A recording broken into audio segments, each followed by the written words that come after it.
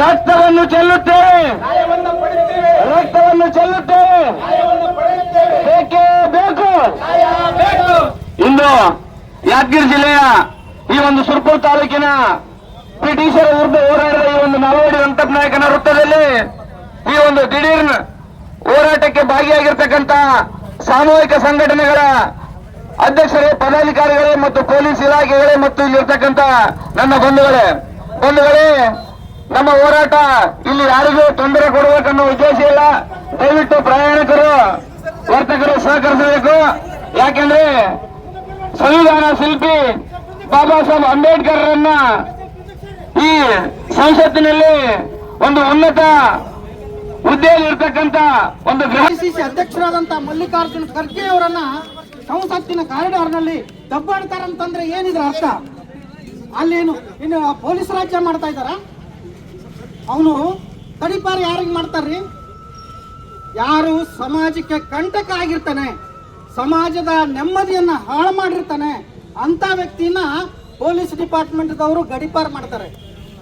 ಅಂತ ಒಬ್ಬ ದುಷ್ಟ ಇವತ್ತು ನಮ್ಮ ದೇಶದ ಗೃಹ ಮಂತ್ರಿ ಅಂತೆ. ಇದು ನಾಚಿಕೆಗೇಡು. ಅವ್ರನ್ನ ಆಯ್ಕೆ ಮಾಡಿರ್ತಕ್ಕಂಥ ಜನರು ಇವತ್ತು ಪಶ್ಚಾತ್ತಾಪ ಪಡಬೇಕಾಗಿದೆ. ಆದ್ರಿಂದ ನಾವೆಲ್ಲ ನಮ್ಮ ಬಂಧುಗಳು ಎಲ್ಲ ವಿವರವಾಗಿ ಮಾತನಾಡಿದ್ದಾರೆ. ಯಾವುದೇ ಸಂದರ್ಭದಲ್ಲಿ ಇವ್ರು ನಮ್ಮನ್ನು ಕೆಣಕ್ತಾನೆ ಇರ್ತಾರೆ. ಈ ವ್ಯವಸ್ಥೆ ನೋಡಿದ್ರೆ ಏನಂತಂದ್ರೆ ಒಂದು ಪ್ರಜಾಪ್ರಭುತ್ವ ವ್ಯವಸ್ಥೆಯನ್ನು ಮರೆತು ಒಂದು ಗುಂಡಾ ರಾಜ್ಯ, ಗುಂಡಾ ಒಂದು ಆಗ್ತಕ್ಕಂಥದ್ದು ಮುನ್ಸೂಚನೆಯನ್ನು ನೀಡ್ತಾ ಇದ್ದಾರೆ. ಯಾಕಂತಂದ್ರೆ ಇವತ್ತು ಈ ಪ್ರತಿಭಟನೆಯ ಮುಖಾಂತರ ಒತ್ತಾಯಿಸಿದ ಬಂಧುಗಳೇ, ಬಾಬಾ ಸಾಹೇಬರ ಬಗ್ಗೆ ಯೋಗ್ಯತೆ ಇರಬೇಕು. ಆ ಯೋಗ್ಯತೆ ಅವ್ರೇನು ಭಾಷೆ ಏನೈತಲ್ಲ, ಕೀಳು ಮಟ್ಟ ಭಾಷೆ ಅಲ್ಲೇ ತೋರಿಸಿಕೊಡ್ತದೆ. ಬಂಧುಗಳೇ, ಇವತ್ತು ಅನೇಕ ವರ್ಷ ಶತಮಾನಗಳಿಂದ ತುಳಿತಕ್ಕೊಳಗಾದಂತ ಇವತ್ತು ಶೋಷಿತರು ನನ್ನ ಕಾನೂನಂದರೇನು ಇವರಪ್ಪಂದೇ ನನ್ನ ಏನದವಲ್ಲ ಹೇಳವರು ಇಲ್ಲಣ್ಣ ಕೇಳವರು ಇಲ್ಲಣ್ಣ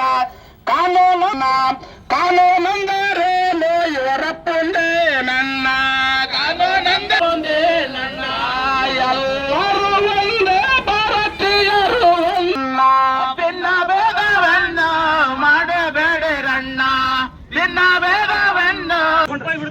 ತಾವೆಲ್ಲರೂ ಶಾಂತಿಯನ್ನ ಕಾಪಾಡಬೇಕಂತ ಕೇಳ್ಕೊಳ್ತಾ ಇದ್ದೇನೆ. ಮನವಿ ಪತ್ರವನ್ನ ಮಾನ್ಯ ತಾಲೂಕಾ ದಂಡಾಧಿಕಾರಿಗಳು ಸ್ವೀಕಾರ ಮಾಡ್ತಾ ಇದ್ದಾರೆ. ತಾವೆಲ್ಲರೂ ಶಾಂತಿಯುತಿಯಿಂದ ಮನವಿ ಪತ್ರವನ್ನ ಸಲ್ಲಿಸಬೇಕು. ಹಾಗೇನೆ ಮನವಿ ಪತ್ರವನ್ನ